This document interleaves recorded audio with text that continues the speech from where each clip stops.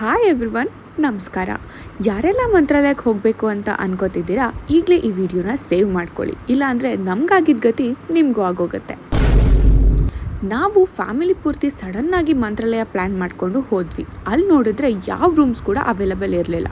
ಇದ್ರೂ ಕೂಡ 1 to double price ಹೇಳ್ತಿದ್ರು. ಆಗ ನಮಗೆ ಸಿಕ್ಕಿದ್ದೆ ವೈಟ್ ವ್ಯೂ ರೆಸಾರ್ಟ್.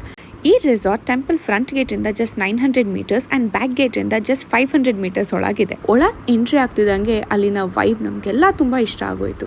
ಇಲ್ಲಿ ನಿಮಗೆ ಅಫೋರ್ಡಬಲ್ ಪ್ರೈಸಲ್ಲಿ AC and non AC rooms with 5 sharing beds. ಇಲ್ಲಿ ನೀವು ಆರಾಮಾಗಿ ನಿಮ್ಮ ಫ್ರೆಂಡ್ಸ್ ಆ್ಯಂಡ್ ಫ್ಯಾಮಿಲಿ ಜೊತೆ ಬರಬಹುದು. ಸ್ಪೇಷಿಯಸ್ ಪಾರ್ಕಿಂಗ್ ಜೊತೆಗೆ ನಿಮ್ಮ ಫ್ರೆಂಡ್ಸ್ ಆ್ಯಂಡ್ ಫ್ಯಾಮಿಲಿ ಜೊತೆ ಹರಟೆ ಹೊಡಿಬೇಕು ಅಂತಂದರೆ ರೂಮ್ಸ್ ಎದುರುಗಡೆನೇ ಗಾರ್ಡನ್ ಏರಿಯಾ ಇದೆ.